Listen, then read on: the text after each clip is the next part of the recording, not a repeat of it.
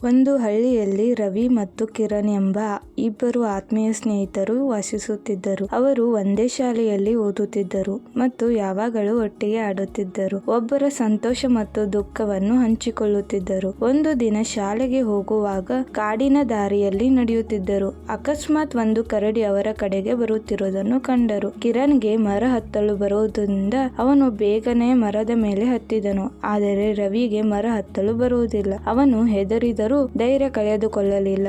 ಕರಡಿ ಸತ್ತವರನ್ನು ಮುಟ್ಟುವುದಿಲ್ಲ ಎಂಬುದನ್ನು ನೆನಪಿಸಿಕೊಂಡು ನೆಲದ ಮೇಲೆ ಉಸಿರನ್ನು ಹಿಡಿದು ಮಲಗಿದನು. ಕರಡಿ ರವಿಯ ಬಳಿ ಬಂದು ಅವನು ಮೂಸಿ ನೋಡಿತು. ಅವನು ಸತ್ತಿದ್ದಾನೆ ಎಂದು ಭಾವಿಸಿ ಅಲ್ಲಿಂದ ಹೋಗಿಬಿಟ್ಟಿತು. ನಂತರ ಕಿರಣ್ ಮರದಿಂದ ಕೆಳಗಿಳಿದನು ಮತ್ತು ಕರಡಿ ನಿನ್ನ ಕಿವಿಯಲ್ಲಿ ಏನು ಹೇಳಿತು ಎಂದು ಕೇಳಿದನು. ಅದಕ್ಕೆ ರವಿ, ಅಪಾಯದ ಸಮಯದಲ್ಲಿ ನಿನ್ನನ್ನು ಬಿಟ್ಟು ಹೋಗುವವನು ನಿಜವಾದ ಸ್ನೇಹಿತ ಎಂದು ಕರೆಯಬಾರದು ಎಂದು ಹೇಳಿತು ಎಂದನು. ಕಿರಣ್ ತನ್ನ ತಪ್ಪನ್ನು ಅರಿತುಕೊಂಡನು. ರವಿಯ ಬಳಿ ಕ್ಷಮೆ ಕೇಳಿ ಇನ್ನು ಮುಂದೆ ಯಾವುದೇ ಸಂದರ್ಭದಲ್ಲೂ ಸ್ನೇಹಿತನನ್ನು ಬಿಟ್ಟು ಹೋಗುವುದಿಲ್ಲ ಎಂದು ಮಾತು ಕೊಟ್ಟನು. ಈ ಕಥೆಯಿಂದ ನಿಜವಾದ ಸ್ನೇಹಿತನು ಕಷ್ಟದ ಸಮಯದಲ್ಲಿ ನಿಮ್ಮೊಂದಿಗೆ ಇರುತ್ತಾನೆ ಎಂಬ ಪಾಠವನ್ನು ಕಲಿಯಬಹುದು.